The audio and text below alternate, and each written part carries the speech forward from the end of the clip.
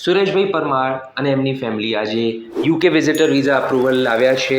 આની પહેલાં એમના હાથમાં રિફ્યુઝલ આવ્યા હતા અને રિફ્યુઝલને અપ્રુવલમાં તબદીલ કરનાર આ અમારા યોદ્ધાઓ છે. આવો આપણે એમનું એક્સપિરિયન્સ જાણીએ. સુરેશભાઈ, તમારું ઓવરઓલ જે પણ તમે ફાઇલ મૂકી, તમારું રિફ્યુઝલ આવ્યું, એનું જે પણ ઓવરઓલ પ્રોસેસ અને એક્સપિરિયન્સ હતું એ જણાવો. ઓકે, અમે તો જ્યારે યુકેનો વિઝિટર વિઝાની ફાઇલ મૂકી, અમે બંને ટીચર છીએ અને ગવર્મેન્ટ ટીચર છીએ, તો અમારું ફંડ બી સારું હતું, બીજી કોઈ પ્રોબ્લેમ હતો નહીં અને સ્ટ્રોંગ એટલી બધી ફાઇલ હતી કે અમને વિશ્વાસ આપી દીધો કે બધા તો એવું કહે છે કે 99.9, પણ જ્યારે અમે જેમને કામ સોંપેલું એ તો 100% કહેતા હતા. તો અમને તો એટલો વિશ્વાસ હતો તો વિઝા ભાઈ મળી જવાના છે.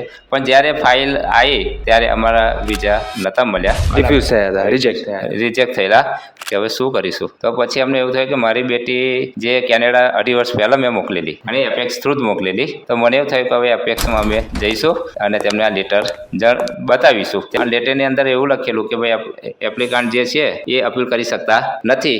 તો આ તો એપેક્સ દ્વારા અમને એ લોકોએ પછી અમને માહિતી આપી, ગાઈડન્સ આપ્યું કે આમાં તમે અપીલ કરી શકો છો. આમાં સુરેશભાઈની વાતને હું જો ડિટેલમાં તમને સમજાવું, યુકે વિઝિટર વિઝાની જે એપ્લિકેશન રિજેક્ટ થાય તો એ લેટરની અંદર લખેલું હોય છે કે you are not allowed to appeal. But ઘણા બધા લોકો, ઇવન કન્સલ્ટન્ટ્સને પણ એ નથી ખબર હોતી કે યુકેના જે સોલિસિટર્સ છે, જેને વકીલ, એડવોકેટ કહીએ આપણે, એમને હાયર કરી અને આપણે જો ઇરરેશનલ ડિસિઝન હોય, જો ડિસિઝન છે આપણા ફેવરમાં નથી પણ એમના જે રીઝન આપ્યા છે એ આપણા પ્રોફાઇલને લગતા નથી અને રેન્ડમ રીઝન્સ છે અને ખોટા રીઝન્સ હોય તો આપણે ફાઇટ કરી શકીએ છીએ.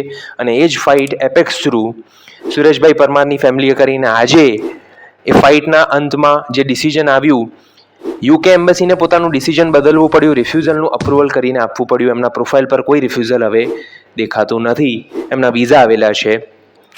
એપેક્સ યા તો મુમકિન હૈ. થેન્ક યુ, ખૂબ ખૂબ અભિનંદન. All the best for your future endeavours.